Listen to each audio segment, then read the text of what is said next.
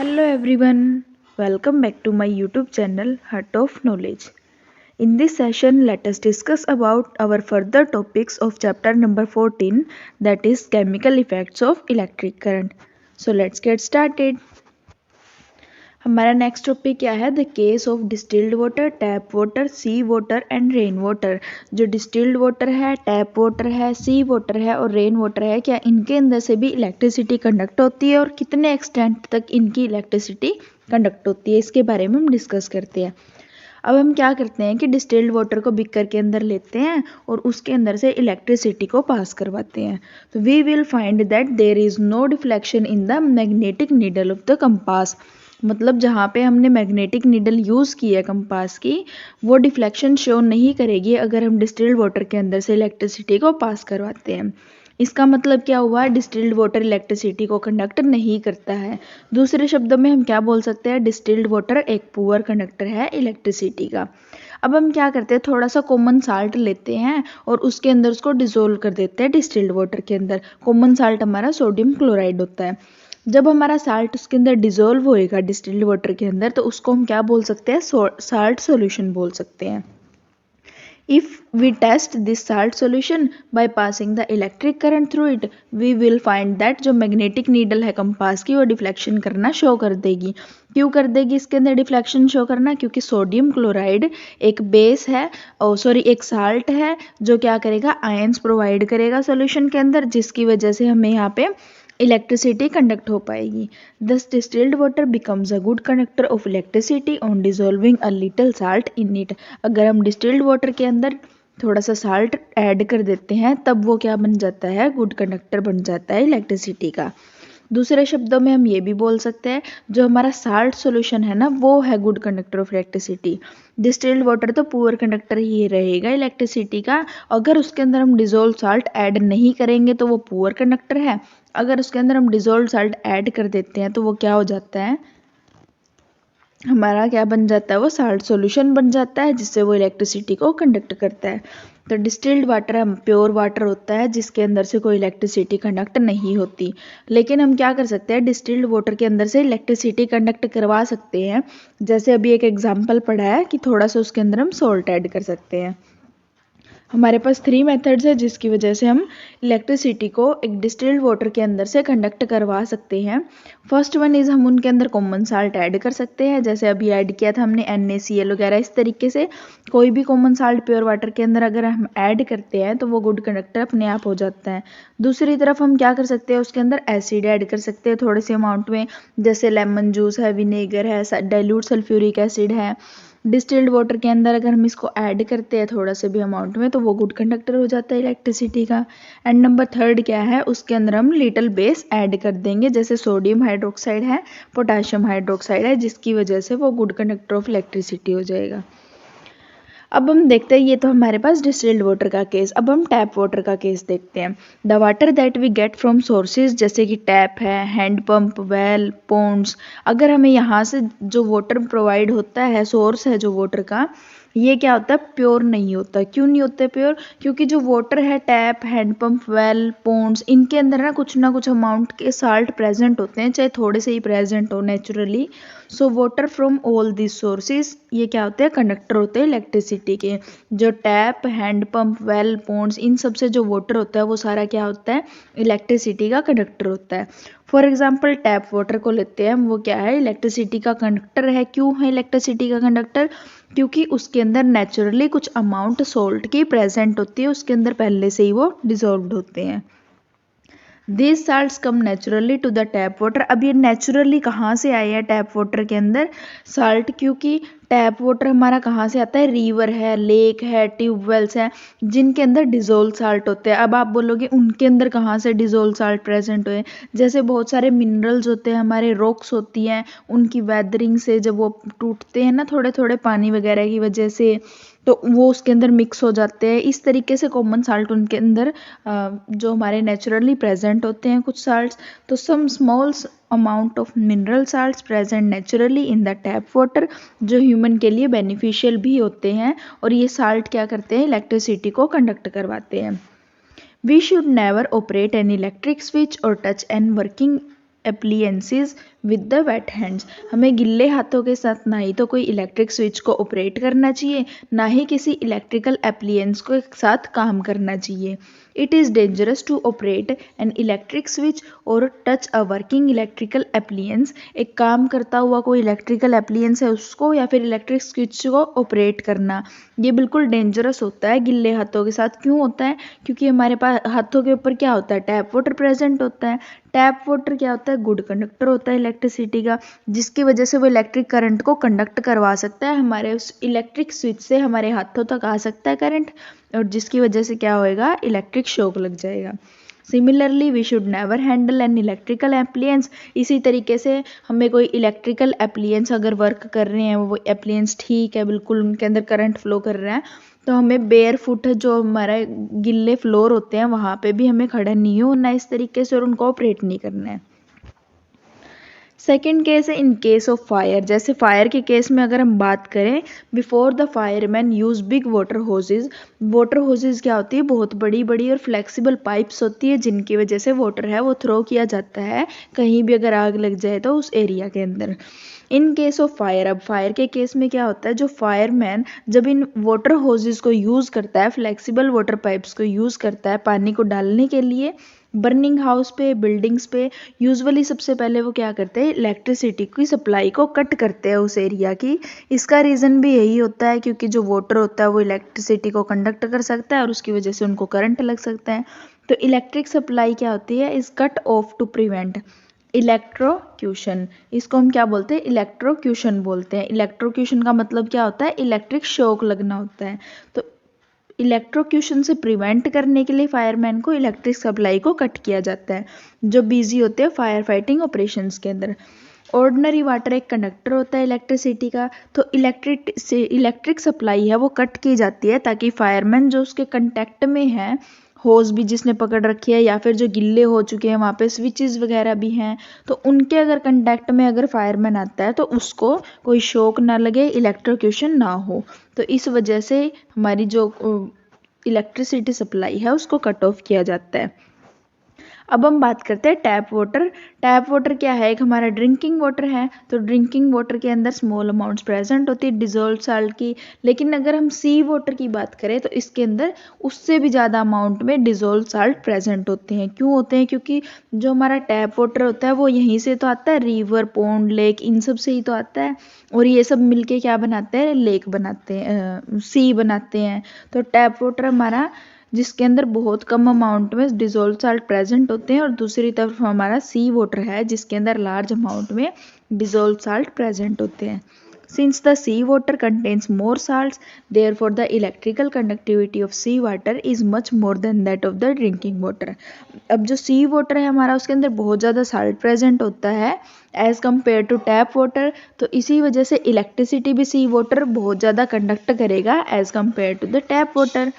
So if test drinking water and sea water for their electrical conductivity by passing the electric current through them, अब हम क्या करेंगे? यहाँ पे electricity को टेस्ट करेंगे, पहले तो ड्रिंकिंग वाटर के अंदर से, फिर सी वाटर के अंदर से, वन बाय वन। तो हमें यहाँ पे क्या पता लगेगा? जो डिफ्लेक्शन हो रही है मैग्नेटिक नीडल की, वो ड्रिंकिंग वाटर के अंदर से कम हो रही है और सी वाटर के अंदर से उसकी जो डिफ्लेक्शन है वो ज़्यादा शो करेगा, क्योंकि इसके अंदर क्या होता है? सी वाटर के अंदर ज़्यादा अमाउंट में डिजोल्व साल्ट प्रेजेंट होते हैं, और सी वाटर इसी वजह से गुड कंडक्टर और बेटर कंडक्टर है इलेक्ट्रिसिटी का ड्रिंकिंग वाटर से, जिसके अंदर स्मॉल अमाउंट में डिजोल्व साल्ट प्रेजेंट होते हैं।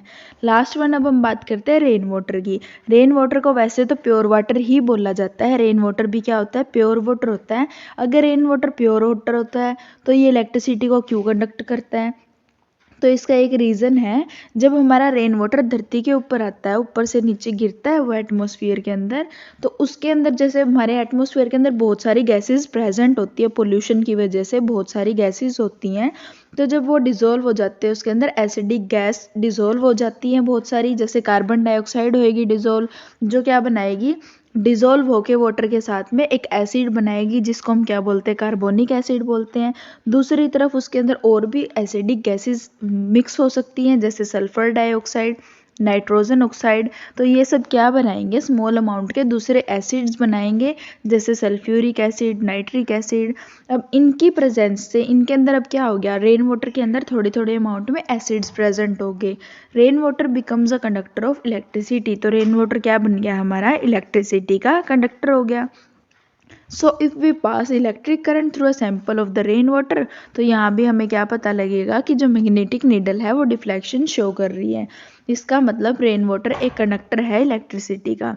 Since rain water is a conductor of electricity, it is not safe for an electrician to carry out electrical repair in the outdoor area during the heavy downpour heavy rain. इसका भी यही मतलब ये हो सकता है कि रेन वाटर जब हमारा कंडक्टर हो चुका है इलेक्ट्रिसिटी का, तो ये भी सेफ नहीं है कि कोई भी इलेक्ट्रिशियन है वो घर से बाहर या कहीं आउटडोर में वर्क करे इन अप्लायंसेस के साथ में, अगर हैवी डाउनपोर और हैवी रेन हो रही है तो। The rain water being a conductor of electricity may cause the electrocution of the electrician. यहाँ भी वो क्या कर सकता है, इलेक्ट्रिक शॉक लग सकता है किसी भी इलेक्ट्रिशियन को या कोई भी काम कर रहा है आउटडोर में। अब हम क्या करते हैं, इसका एक एग्जांपल देखते हैं। जैसे बल्ब यहाँ पे हमारे पास सैंपल प्रॉब्लम में है, ग्लो नहीं कर रहा है एक्सपेरिमेंटल सेटअप के अंदर, तो हमें पॉसिबल रीजंस बताने हैं। पॉसिबल रीजंस इसके बहुत सारे हो सकते हैं, सिर्फ यही नहीं हो सकता कि उसका कंडक्टर वीक है या जो कुछ भी है। फर्स्ट वन, जैसे इसके अंदर क्या हो सकता है, जो कनेक्शन है वायर्स का सर्किट के अंदर वो लूज हो सकता है, जो हमने वायर्स अटैच कर रखी है आपस में उनका कनेक्शन लूज हो सकता है। दूसरी तरफ जो हमने बल्ब यूज़ किया ये भी ख़राब हुआ हो सकता है पहले से ही। तीसरी तरफ जो थर्ड हमने बैटरी यूज़ कर रखी है वो भी पहले से ही यूज़ अप हो ही मिल सकती है कि वो ख़राब हो चुकी है। अब फोर्थ पे जब लिक्विड हमने यूज़ किया है वो वीक कंडक्टर हो सकता है इलेक्ट्रिसिटी का। और fifth one is poor conductor भी हो सकता है इलेक्ट्रिसिटी का लिक्विड हमारा, तो इनकी वजह से यहाँ पे बल्ब ग्लो नहीं कर पाता। अब हम बात करते हैं chemical effects of electric current. Chemical effects का मतलब क्या होता है, जो इलेक्ट्रिक करंट है जब किसी भी चीज़ के अंदर से पास होता है तो वो उसके अंदर केमिकल चेंज लेके आता है, जिसको हम क्या बोलते हैं, केमिकल इफ़ेक्ट बोलते हैं इलेक्ट्रिक करंट का। For example, When electric current is passed through acidified water, acidified water क्या होता है, एक एसिडिक सॉल्यूशन भी बोल सकते हैं जिसको हम, जिसके अंदर स्मॉल अमाउंट में या लार्ज अमाउंट में एसिड्स डिजोल्व होते हैं। तो जब हमारा इलेक्ट्रिक करंट पास करता है एसिडिफाइड वाटर के अंदर से कार्बन इलेक्ट्रोड्स को यूज़ करके, तो हमारी जो केमिकल रिएक्शन होती है उसके अंदर क्या होता है, वो किसके अंदर कन्वर्ट हो जाता है, जो हमारा एसिडिफाइड वाटर था H2O बोल सकते हैं जिसको हम, लेकिन ये क्या था, एसिडिफाइड था, ये किसके अंदर ब्रेक हो जाएगा, H2 hydrogen gas, O2 oxygen gas, इनके अंदर ये कन्वर्ट हो जाता है जब केमिकल रिएक्शन होती है या इलेक्ट्रिसिटी जब पास होती है। इस रिएक्शन को हम इस तरीके से लिखते हैं, वाटर है जो इलेक्ट्रिक करंट जब इसके अंदर से पास करेंगे तो हाइड्रोजन और ऑक्सीजन के अंदर वो कन्वर्ट हो जाएगा। Water is a chemical compound and hydrogen and gas are the elements. Water हमारा कंपाउंड होता है H2O जो दो एलिमेंट से मिलके बनता है, और हाइड्रोजन और ऑक्सीजन ये क्या है, एलिमेंट्स हैं जो सिंगल एटम से मिलके बनते हैं, H2 और O2। So in this reaction एक केमिकल कंपाउंड वाटर है हमारे पास जो डिकम्पोज होता है, जो टूटता है दो एलिमेंट्स के अंदर, hydrogen and oxygen by the action of electric current. Electric current के एक्शन से वो दो एलिमेंट्स के अंदर ब्रेक हो जाता है, hydrogen and oxygen. So this reaction is an example of chemical effect of electric current. तो इस रिएक्शन को हम क्या बोलते हैं, ये क्या हो रहा है, केमिकल इफेक्ट है इलेक्ट्रिक करंट का, जिसकी वजह से जो वाटर है वो हाइड्रोजन और ऑक्सीजन के अंदर ब्रेक हो रहा है।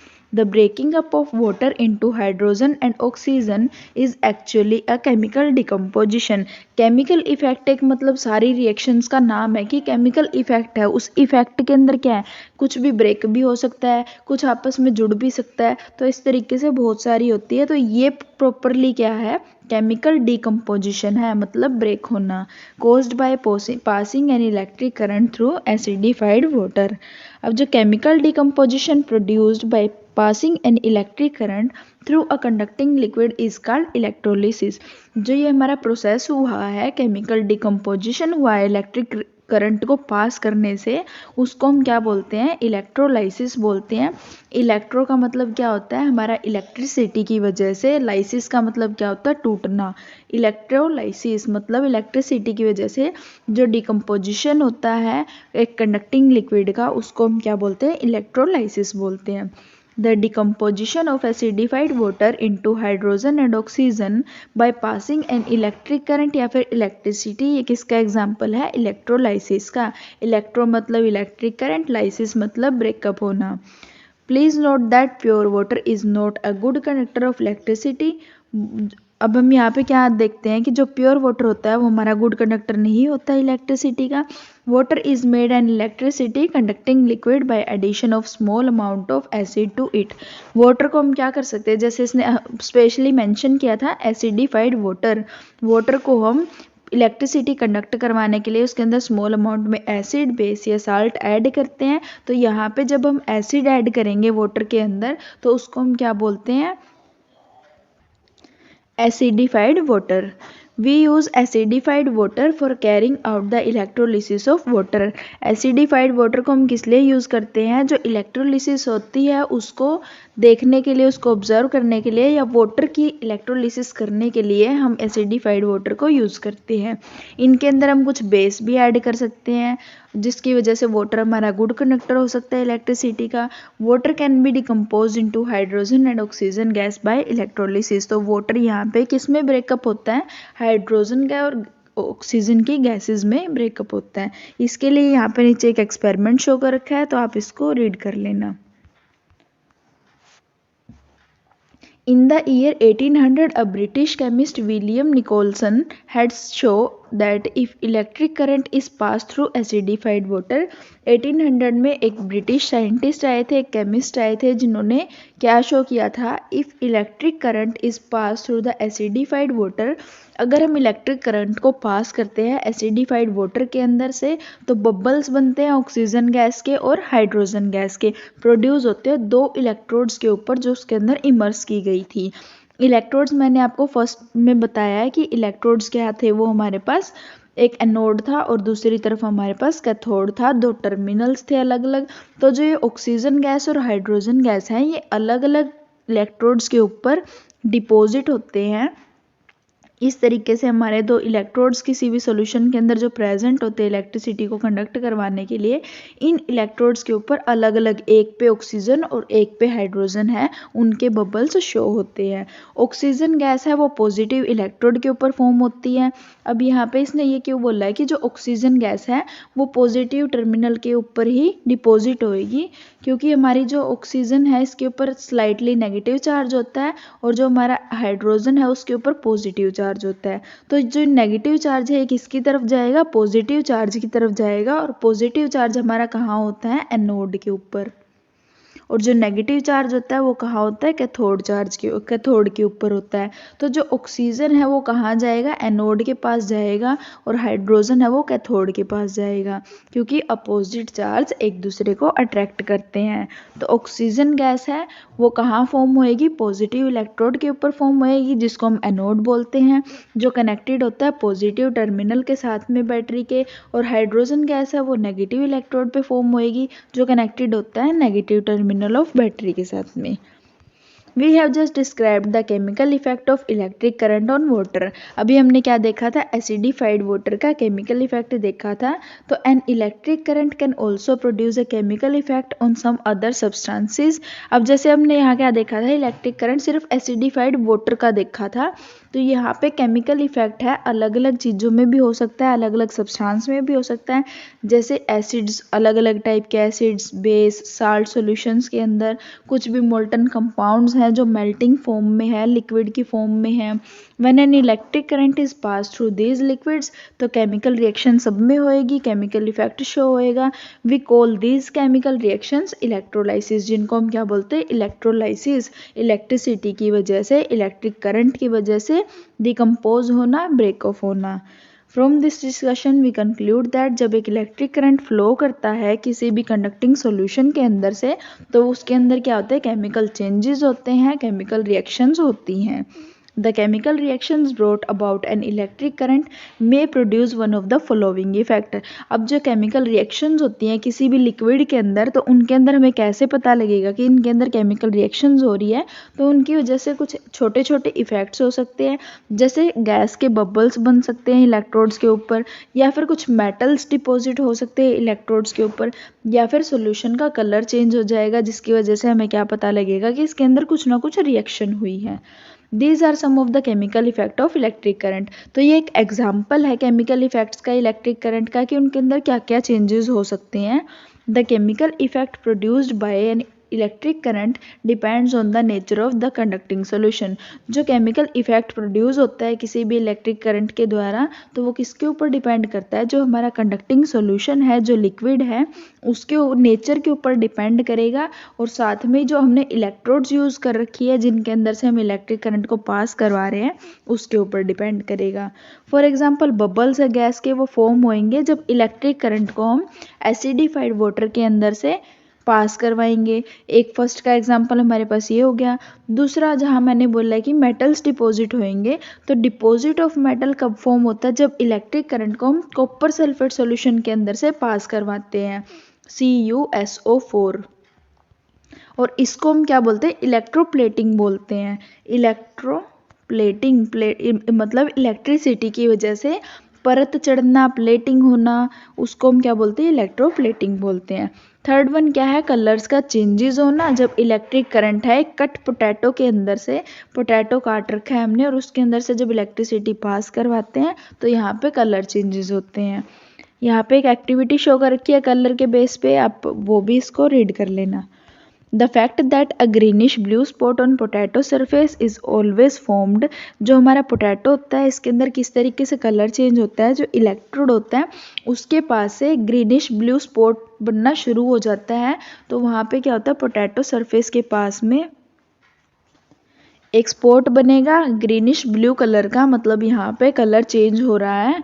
तो फॉर्म या कहाँ फॉर्म होएगा, इलेक्ट्रोड जहाँ पे पॉजिटिव टर्मिनल के साथ कनेक्ट होता है बैटरी के, can be use to identify the positive terminal of battery which is concealed in the box and whose terminals can not be seen from outside.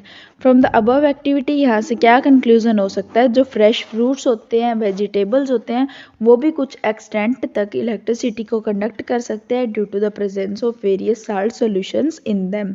कुछ fruits और vegetables होते हैं जिनके अंदर एसिड सॉल्यूशंस भी होते हैं, जैसे हम लेमन की बात करें. अब है applications of chemical effect of electric current. जो हमारे केमिकल इफेक्ट्स होते हैं इनकी कुछ ना कुछ एप्लीकेशंस भी होती हैं, इनको हम यूज़ में भी लेते हैं. कैसे लेते हैं, उसके कुछ हमारे पास एग्जांपल्स हैं, कुछ एप्लीकेशंस हैं. The chemical effects of electric current is used in industries for the following purpose. Industries के अंदर इनको हम यूज़ करते हैं, जैसे इलेक्ट्रोप्लेटिंग मेटल्स की इलेक्ट्रोप्लेटिंग करवाने के लिए. दूसरी तरफ है मेटल्स को प्योरीफाई करने के लिए. थर्ड वन है production of certain metals from the ores. Ores क्या होते हैं, कुछ ऐसे सब्सटेंस होते हैं जिनके अंदर हमारे मेटल्स प्रेजेंट होते हैं लेकिन वो इम्प्योर फॉर्म में होते हैं, मतलब उनके साथ कुछ ना कुछ अदर चीज़ें भी होती है जो हमें चाहिए नहीं होती. तो ओर्स वो होते हैं, तो उनसे हम सर्टेन मेटल्स जो हमें चाहिए हैं उनको सेपरेट करना, उनको प्रोड्यूस करना, वो भी हमारी क्या होती है, एप्लीकेशन होती है केमिकल इफेक्ट की. प्रोडक्शन होएगा केमिकल कंपाउंड्स का, डिकम्पोजिशन करना केमिकल कंपाउंड्स का. इन सारी एप्लीकेशंस को हम एक एक करके थोड़ा डिटेल में रीड करेंगे. तो सबसे पहले हमारे पास इलेक्ट्रोप्लेटिंग है, इसको हम नेक्स्ट लेक्चर में कवर करेंगे. अगर यहाँ तक आपको कोई भी दिक्कत हो रही है, कुछ भी अगर आपको प्रॉब्लम आ रही है, तो आप मुझे कमेंट सेक्शन में पूछ सकते हो. तब तक के लिए हर हर महादेव.